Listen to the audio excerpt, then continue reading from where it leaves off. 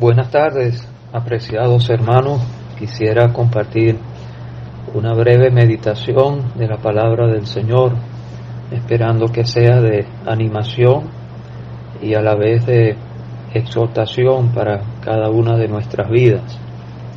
Quiero leer primeramente en el Evangelio según Lucas capítulo 1, comenzando en el versículo 26. Lucas capítulo 1, versículo 26. Al sexto mes el ángel Gabriel fue enviado por Dios a una ciudad de Galilea llamada Nazaret, a una virgen desposada con un varón que se llamaba José, de la casa de David, y el nombre de la virgen era María. Y entrado el ángel en donde ella estaba, dijo: Salve, muy favorecida, el Señor es contigo, bendita tú entre las mujeres. Mas ella, cuando le vio, se turbó por sus palabras y pensaba qué salutación sería esta. Entonces el ángel le dijo: María, no temas, porque has hallado gracia delante de Dios. Y ahora concebirás en tu vientre y darás a luz un hijo, y llamarás su nombre Jesús. Este será grande y será llamado Hijo del Altísimo, y el Señor Dios le dará el trono de David su padre, y reinará sobre la casa de Jacob para siempre, y su reino no tendrá fin. Entonces María dijo al ángel: ¿Cómo será esto? Pues no conozco varón. Respondió el ángel y le dijo: El Espíritu Santo vendrá sobre ti, y el poder del Altísimo te cubrirá con su sombra. Por lo cual también el santo ser que nacerá será llamado Hijo de Dios. Y he aquí tu pariente Elisabet, ella también ha concebido hijo en su vejez, y este es el sexto mes para ella, la que llamaban estéril, porque nada hay imposible para Dios. Entonces María dijo: He aquí la sierva del Señor, hágase conmigo conforme a tu palabra. Y el ángel se fue de su presencia. Esperamos que el Señor bendiga su palabra leída en nuestros corazones. He estado notando algunas comparaciones que podemos hacer entre el nacimiento del Señor Jesucristo y el nuevo nacimiento que cada creyente ha experimentado. La primera comparación que deseamos hacer es que ambos fueron producidos por el Espíritu Santo y por el poder de Dios. Al pensar en el nacimiento del Hijo de Dios en su forma humana en este mundo, deseamos quitar el calzado de los pies, porque estamos pisando tierra santa, hablando de la bendita persona del Hijo de Dios. Las palabras del ángel a María fueron que el Espíritu Santo vendrá sobre ti y el poder del Altísimo te cubrirá con su sombra, por lo cual también el santo ser que nacerá será llamado Hijo de Dios. Estas palabras nos hacen entender que hubo un elemento humano en este evento trascendental. María se prestó para hacer la voluntad de Dios, pero el milagro nunca hubiera sucedido sin la intervención del poder de Dios. María dijo al Señor, terminando la conversación: hágase conmigo conforme a tu palabra. Y el ángel se fue de su presencia. Y creemos que cuando ella dijo esas palabras fue que se llevó a cabo ese evento tan trascendental. El poder de Dios hizo producir la encarnación de la bendita persona del Hijo de Dios. Fue un milagro que ocurrió por la intervención del Espíritu Santo de Dios y el poder del Altísimo. Así también es la salvación de toda persona creyente. Hay el elemento humano, sin duda. La voluntad del pecador tiene que ser doblegada ante la voluntad de Dios. Debe haber un arrepentimiento genuino del pecado para reconocer los reclamos de Dios, llamando a la conversión, pero no puede haber una nueva vida producida en el pecador y un nuevo nacimiento aparte de la obra del Espíritu Santo de Dios y la operación del poder de Dios. Leemos en el Evangelio según Juan, en el capítulo 1, esas palabras tan conocidas acerca de la salvación y el nuevo nacimiento de cualquier pecador.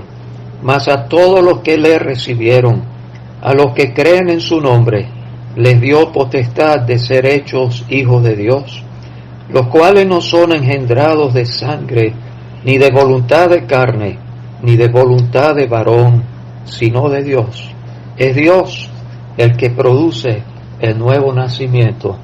Esto nos hace recordar, apreciados hermanos, que cuando procuramos ayudar a una persona que desea ser salva, siempre debemos recordar, hay un elemento divino en la salvación de un pecador, y se requiere de la obra del Espíritu Santo y el poder de Dios para operar ese milagro divino.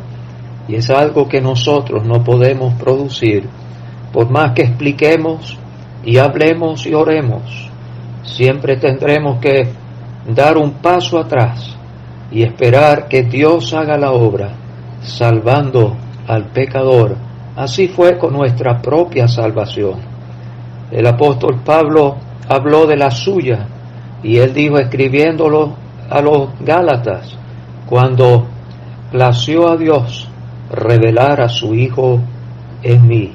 Llega el momento cuando Dios hace la obra y la persona recibe la salvación. Así fue nuestro nuevo nacimiento. Fue una obra producida por el Espíritu Santo y por el poder del mismo Dios. La segunda comparación que quiero hacer es que cuando el Salvador fue encarnado, comenzó para él una nueva experiencia. El Hijo de Dios tomó forma humana y llegó a ser algo que nunca había sido antes, un hombre. Gracias a Dios que las Escrituras abundan en demostrar que Él fue un hombre perfecto, pero sin pecado. No solo fue sin pecado, pero Él fue incapaz de pecar. En las mismas palabras de Gabriel a María se dijo, el santo ser que nacerá será llamado Hijo de Dios. De manera que aún desde antes de su concepción se dejó claro que el santo ser que iba a nacer iba a ser el Hijo de Dios y permanecería un santo ser durante toda su vida terrenal.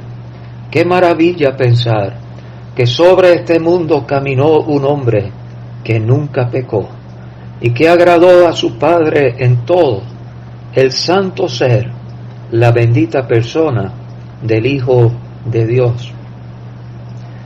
Siempre hemos sido enseñados que Él llegó a ser algo que nunca había sido antes, un hombre, sin dejar de ser lo que siempre fue, Dios mismo.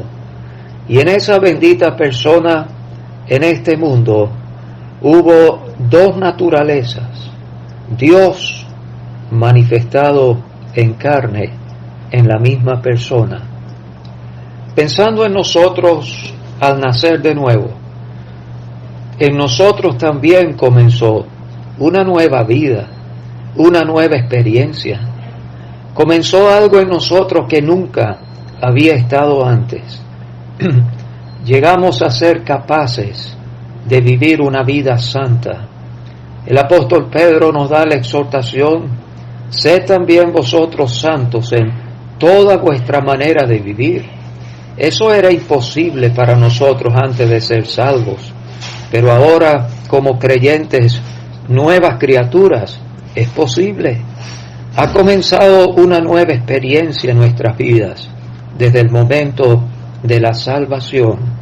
La vida divina que nos ha sido impartida nos da la capacidad de ser santos.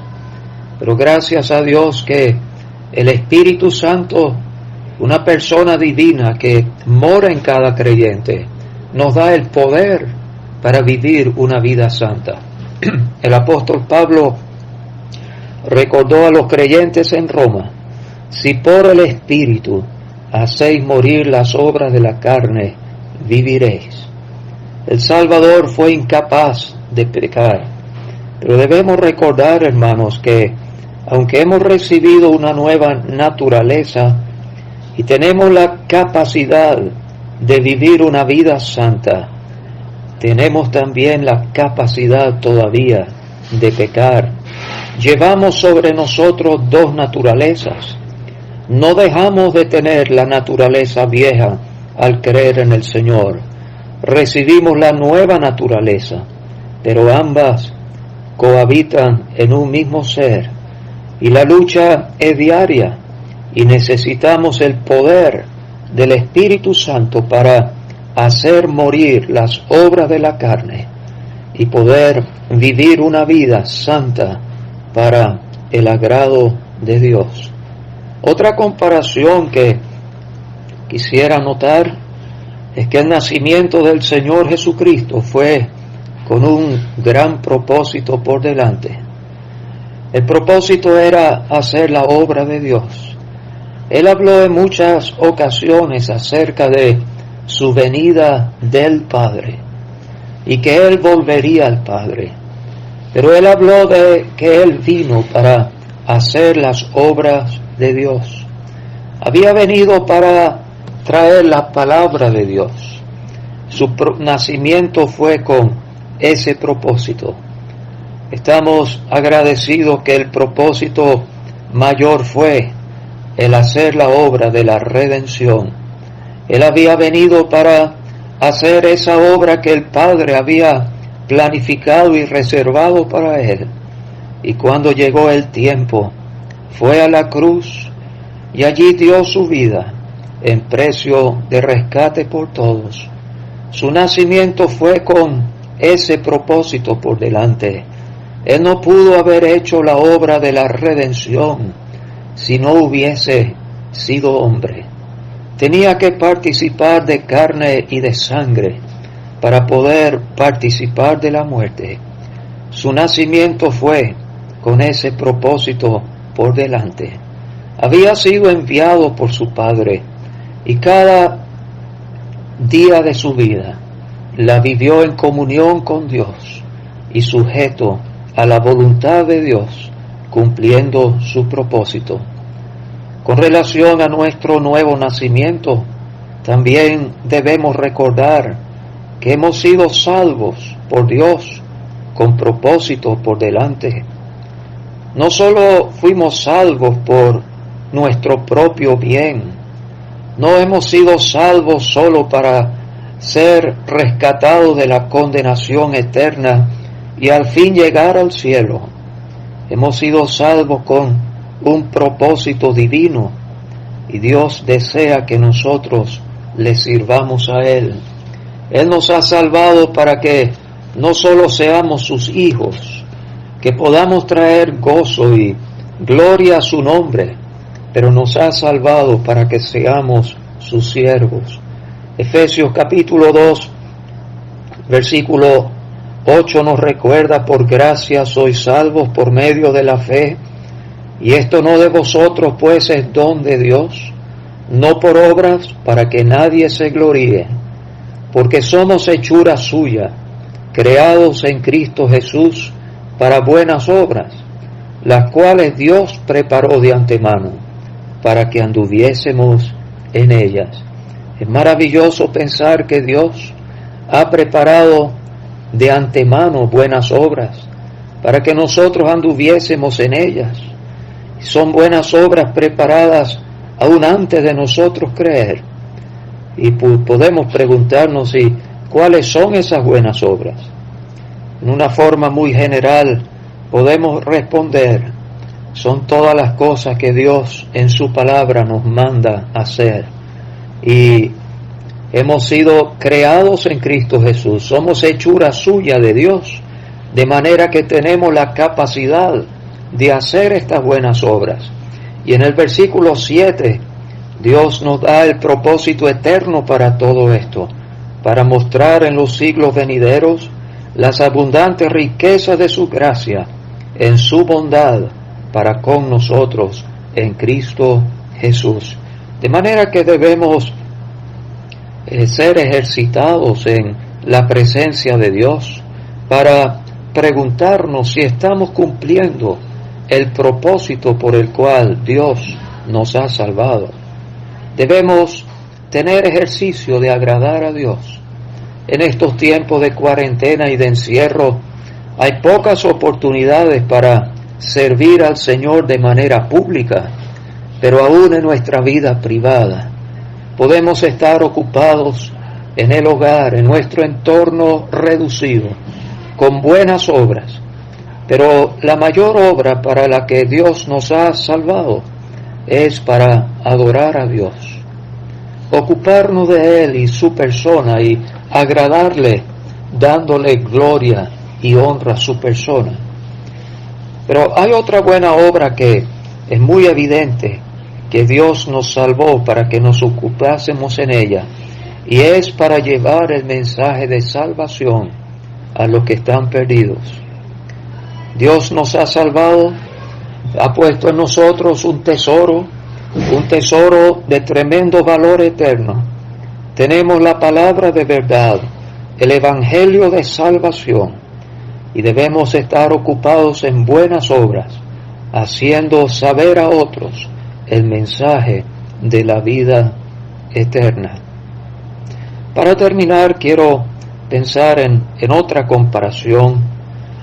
El Salvador, el Hijo de Dios, nació para ser rey.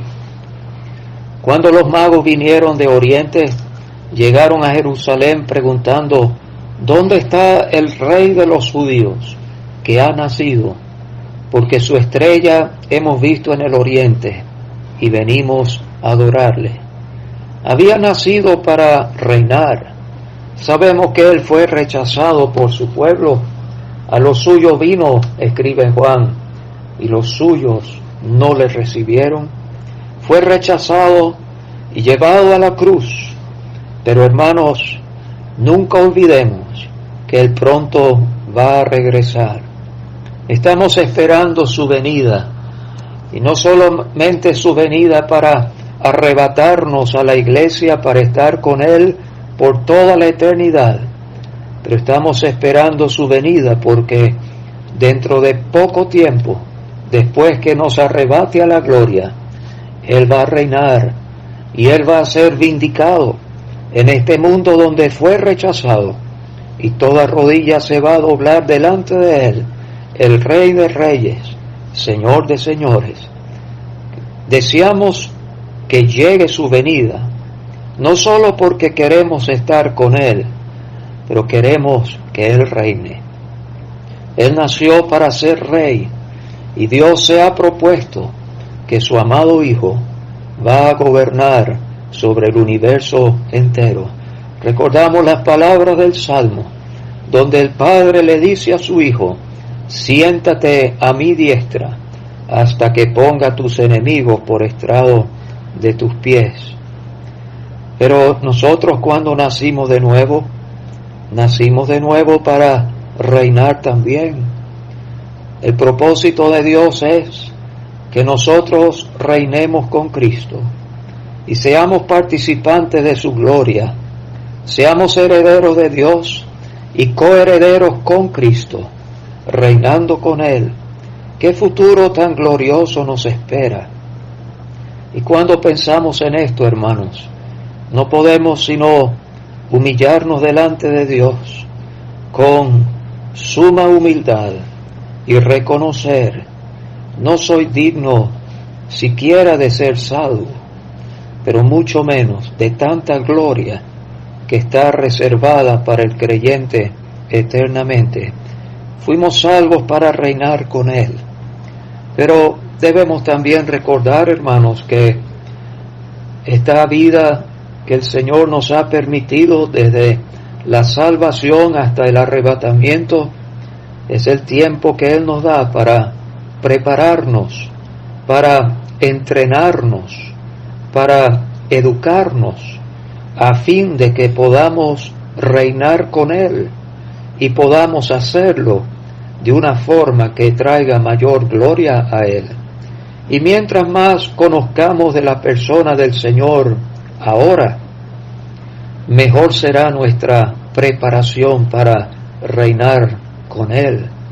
Mientras más aprendamos cómo servirle con temor y reverencia acá, mejor preparados estaremos para servirle en su reino. Y mientras mejor conozcamos su palabra y obedezcamos su voluntad, más preparados seremos para reinar con Él y hacer lo que Él desea que hagamos. Pero otro detalle que debemos recordar es que nuestro lugar en su reino depende de nuestra fidelidad y amor a Él ahora. ¿Cómo va el entrenamiento? ¿Cómo va nuestra preparación?